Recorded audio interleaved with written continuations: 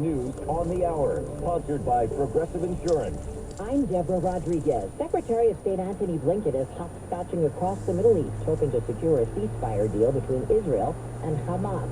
Correspondent Tammy McCormick begins our coverage. Blinken is in Jordan, which is hosting an emergency humanitarian conference for Gaza.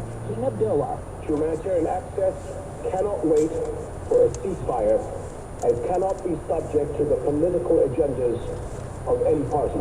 UN Secretary General Antonio Guterres welcomed the latest ceasefire proposal and urged all sides to accept it. The order must stop.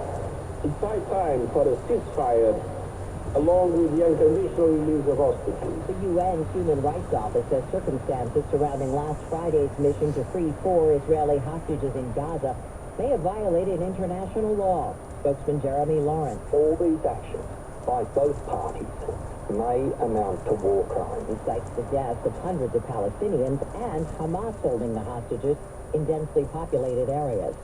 Jurors at Hunter Biden's federal gun trial will begin their first full day of deliberations shortly.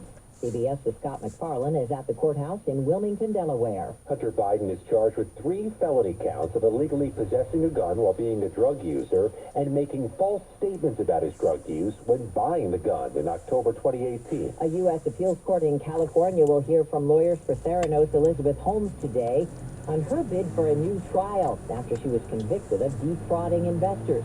CBS News legal analyst Zane Rosenbaum. This is a huge uphill climb for the Theranos founder. Very rarely do appellate courts overturn criminal convictions, largely because they are so fact-specific, and courts don't like to disturb the verdicts of juries that heard the evidence. Her lawyers are making a legal argument that the jury was prejudiced by evidence they should never have heard. Theranos is serving an 11-year sentence. Seafood lovers, be sure you know where your clams and oysters come from. The FDA says shellfish from the waters of northern Oregon or southern Washington state could be contaminated with toxins that can lead to paralytic poisoning. That can damage human nerve tissue. At least 31 people have gotten sick so far. Looking for a good read? Oprah has chosen Familiaris as her newest book club selection. Author David Wroblewski accepted the honors on CBS Morning. I was floored back in 2008.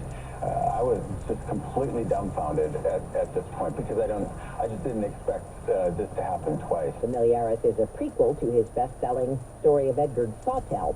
This is CBS News. Well, that's today's news. I didn't hear any good news, did you? I didn't think so. I guess it's all about perspective. The glass is half full. Well, as always, I'd like to thank you again for coming along with me on these Dashcam News adventures. You know the drill. Peace, love, and all that hippie jazz. Bye-bye, everybody. It's 54 degrees in San Leandro, California.